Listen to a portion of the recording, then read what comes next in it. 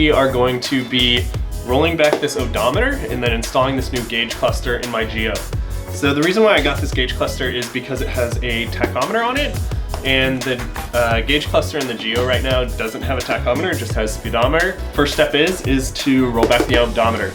So the reason why I'm rolling back the odometer is because when you put it in a new gauge cluster, if you have the miles incorrect, then you have to report it on the DMV form.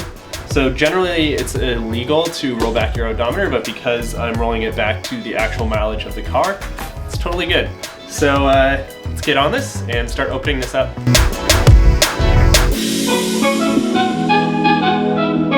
Alright, got the clear plastic off. It's a little dirty. I think it should clean up pretty easily. If not, the one in the car is a lot cleaner, so I can just swap it out for that one. Okay, so basically what I'm trying to do is get this whole little thing out.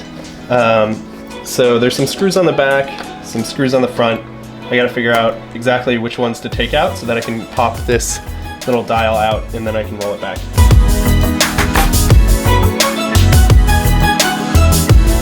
So what we're trying to get at is this puppy here. Basically the plastic looks like it's like melted down right here to hold the pin in. I need to basically figure out a way to get this out, which I think I can maybe just slide out, and then I should be able to roll these back.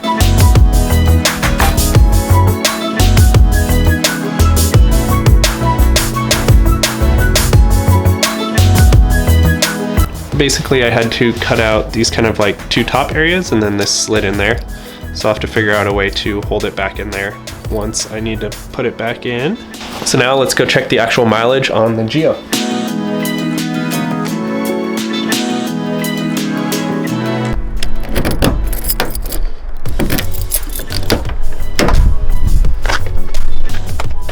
Okay, so actual mileage on the Geo is 110,6467. Okay, so now we gotta figure out how to wind this to 10646.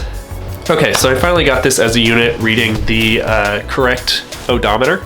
So now I'm gonna drop a little bit of epoxy glue here on either side so that I can ensure that this peg or whatever will stay in there. Okay, so it's been about 20 minutes. I'm gonna start installing this into the cluster again.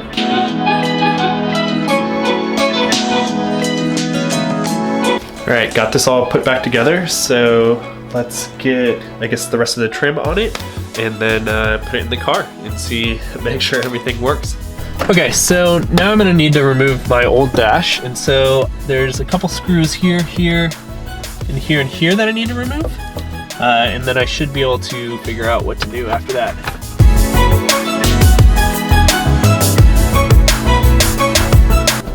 All right, and the thing that's holding this in, I believe, is the speedometer cable, so I'm gonna go ahead and unlatch that from the transmission.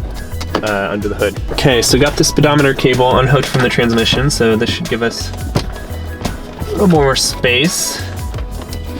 Not a ton more. So just looking on the back of this, we got two plugs.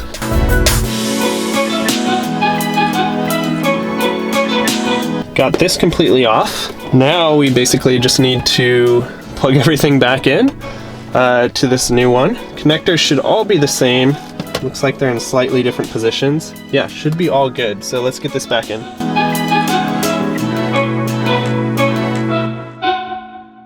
I think I'm going to turn the car on right now and test it out to make sure stuff's working. I won't be able to see the speedometer, but it's not hooked up to the transmission yet. So I won't be able to test that, but I should be able to get the other readings. So the lights turn on, which is great. I'm gonna turn it on and see if the tachometer actually works. Okay, sweet, and the tachometer looks like it's working.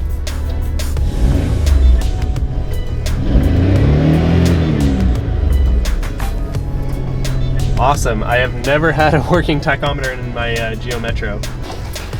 So before I actually install it the rest of the way, I'm going to take this puppy off and then go grab my replacement one. So this is fairly easy. There's like a couple screws on the back.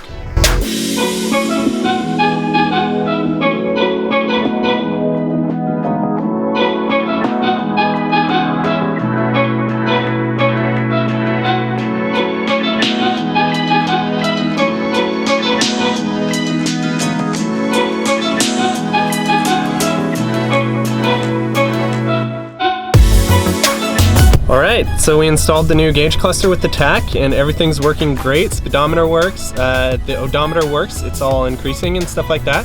So it was a great project. I'm super glad to have an actual tachometer in my dash now. And yeah, so thanks so much for watching.